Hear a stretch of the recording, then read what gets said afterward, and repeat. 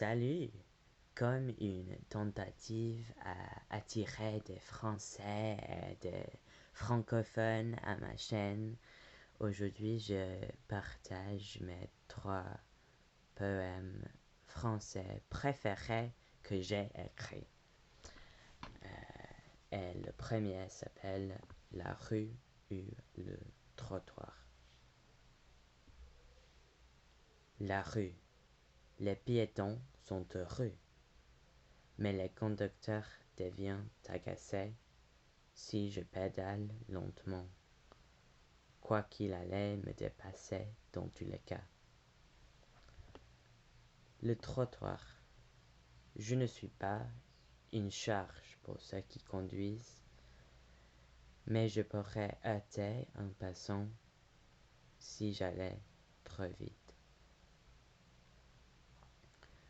Je ne peux pas décider si je veux aller vite ou pas.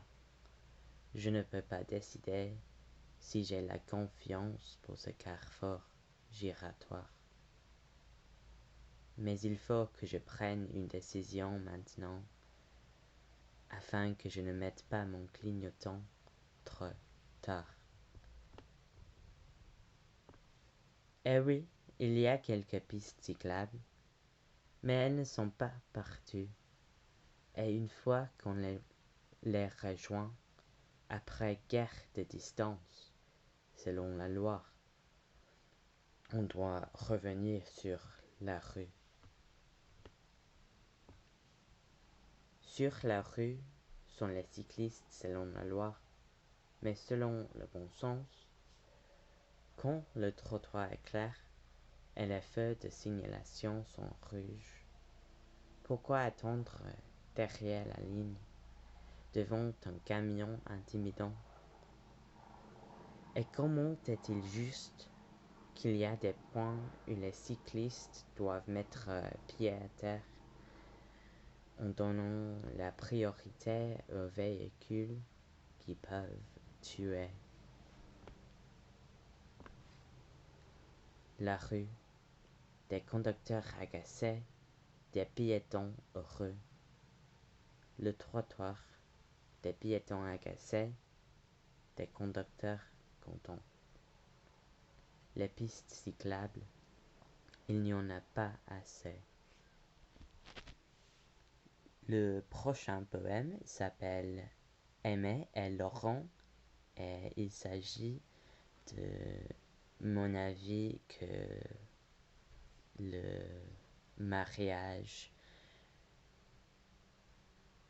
est un peu démodé. Veux-tu m'épuiser? Laurent demande à Aimé qui, avant la première fois qu'ils se sont tenus les mains, ne se sentait pas aimés. En faisant une expression émue, elle lui répond: Non, je ne peux pas. Je sais que tu es parfait pour moi. Je serais désespéré si on se séparait. Pourquoi aurait-on besoin de l'étiquette couple marié pour rester ensemble? Debout sur un joli pont, ils sont entourés par les paillettes de la gelée. Si Aimé avait simplement dit oui, l'événement n'aurait semblé être qu'une belle scène. Mais quand on y réfléchit, l'exaltation qui accompagne le mariage est abstruse. Qu'est-ce qu'il change si le rapport est fabuleux? Je suppose que c'est comme le fait de ne savoir pas comment expliquer pourquoi on kiffe les endroits douillets, être confortable. C'est sympa, mais pourquoi? L'alliance que Laurent voulait donner à Aimé est sympa, mais elle insiste que, vu que Laurent lui tient à cœur, beaucoup plus qu'avoir un accessoire mignon, Il devrait le retourner au magasin pour qu'il puisse acheter le force qu'il tardait à acheter. Et bien que Laurent aurait pleuré de joie pendant la cérémonie, bien qu'il se motivait depuis un an pour faire ce demande en mariage, bien qu'il aurait annoncé après le vœu, c'est difficile à prononcer, qu'il était le meilleur du jour de sa vie. Il est d'accord avec Aimée maintenant. Donc, ils admirent les arbres givrés. Le lendemain, avec le nouveau force, il cuisine. Agglutiné lorsqu'il mange, il regarde un film. Dans le film, un homme s'est agenouillé et son amour dit oui. Laurent et Aimée pleurent de joie pour eux, mais c'est parce que les fiançailles forment un moment émotionnel. L'amour est un état et non pas un moment. Et pour finir, voici un poème qui s'agit de la façon dont du fait que j'avais une obsession pour à trouver une petite amie et mon inquiétude qu'être transgenre le ferait beaucoup plus difficile. Et vous verrez le reste quand je le lirai. Donc,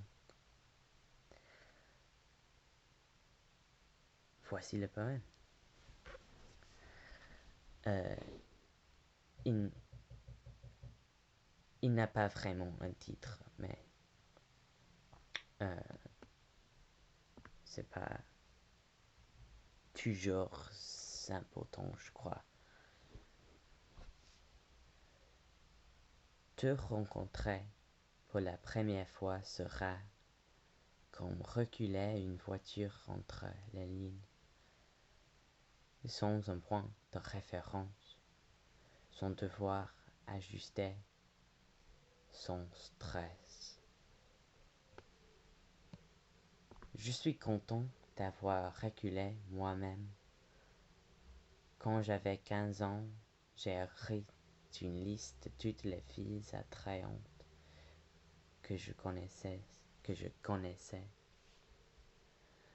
ainsi qu'un plan pour les attirer, un concept qui m'est maintenant étranger. Chaque jour après le collège, je recherchais comment trouver une copine, comment s'embrasser. Mais la première fois qu'on donne un câlin, est-ce qu'on l'a recherché avant? Et là, je continuais à faire une fixation sur l'amour. J'écrivais des chansons horribles. J'écrivais un compte sur Tinder et dessinais une barbe en fusain sur mon visage. Maintenant, j'ai un vrai barbe. Une vraie barbe.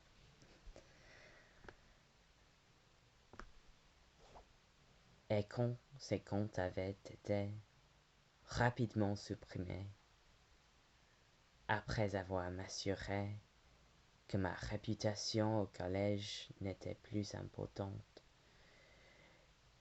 j'ai été demandé de faire une présentation par une de mes enseignantes, une présentation sur les enjeux LGBT+. J'en ai fait plusieurs, et pour la dernière cette année-là, j'ai demandé à mes camarades de lever une main s'ils l'ont tracerait avec celle d'une personne transgenre. De temps en temps, je me sens jaloux des couples, mais trouver quelqu'un n'est pas une priorité. Malgré ceux qui le décrivent comme un jeu avec une liste de règles, ne pas faire plus d'un compliment pendant une conversation qu'on ne peut pas entamer puisqu'on était le premier à parler hier. Peu importe son identité, son apparence, ses organes génitaux. L'amour n'est pas trouvé avec une carte, un itinéraire, mais plutôt l'instinct. Cet instinct vient en abandonnant les règles, en ne pas pouvant expliquer pourquoi on a donné à cet instant afin d'arrêter entre les lignes.